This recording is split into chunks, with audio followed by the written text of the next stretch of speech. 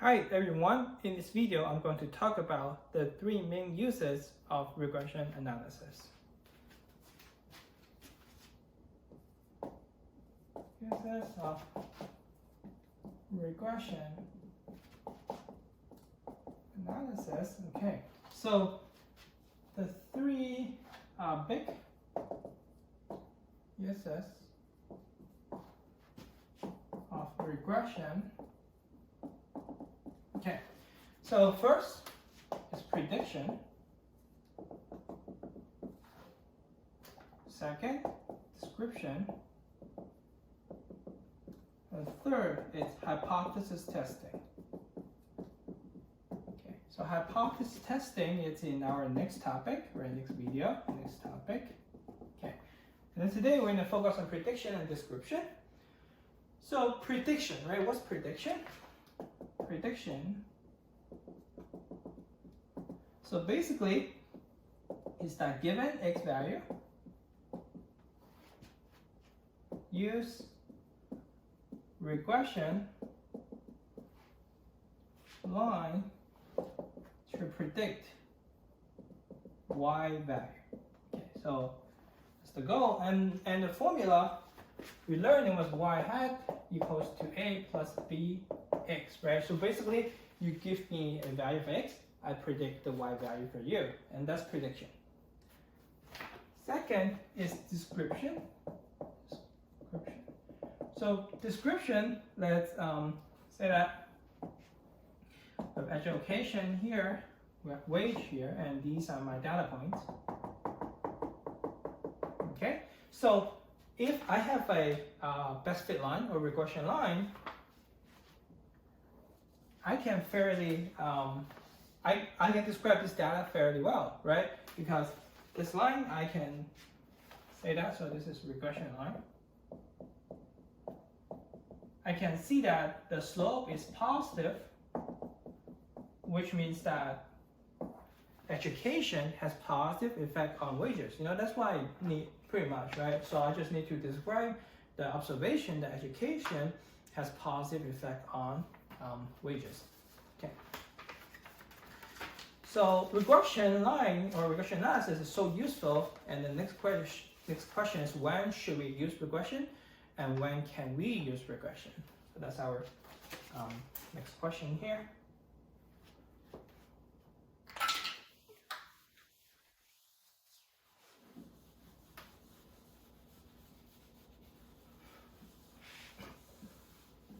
Well, the question is, when should or can we use regression? Okay, so in order for us to use regression, we need to meet the following requirements. So need to meet following requirements. Okay, we need to meet following requirements. First, or dependent variable y, which is y, must be interval or ratio variable. Okay, so that's the first requirement. And then number two is there must be linear relationship between two variables. Okay, that's number two.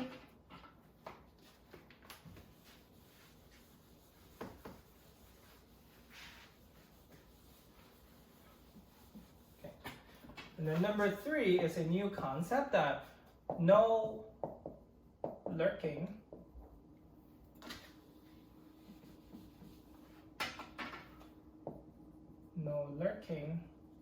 variable. Okay, so what does this mean, right? So let me describe it. So affects estimation results of relationship between x and y. Okay, so there's a variable, say z, that is linked to both x and y. So z affects both x and y, right? So if there's a variable z, then we cannot easily to describe the effects of x on y, because if you see something happen to x and y also changes, that might be the effects coming from a z variable, right? So z affects x and y at the same time. So we cannot have a variable like z or a lurking variable. We cannot have this, right? We need to focus on the clear relationship between x and y.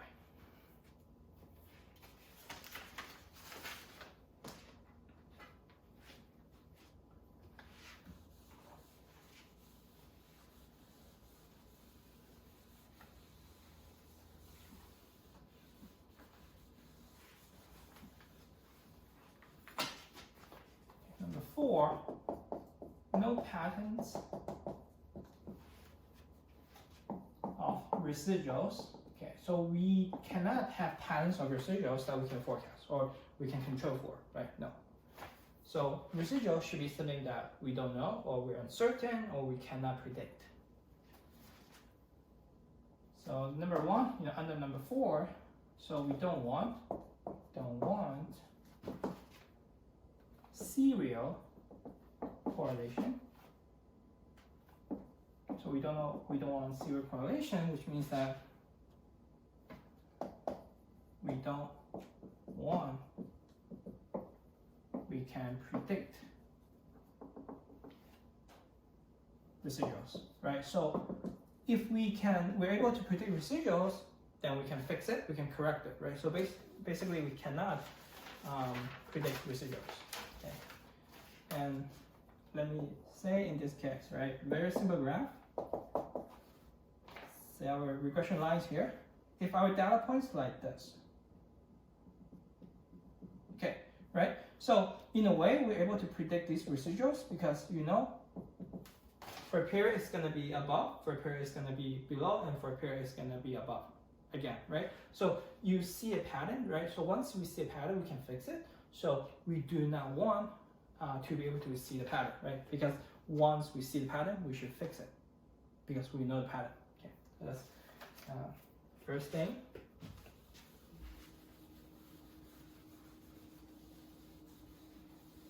Okay, number 2 is we don't want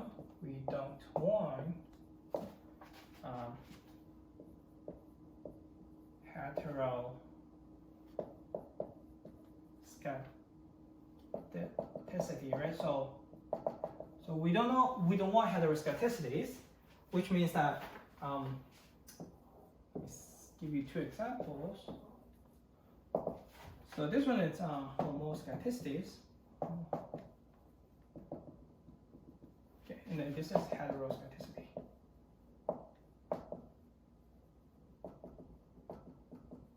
Okay, right? So for this one, you see that this is regression line. The pattern or the shape of the residuals, they do not change as my x value goes up, right? It's pretty stable in the range like this, okay? But then for the hetero case, you don't see a pattern because your x value goes up, the residuals also go up, right? So in this case, residuals correlates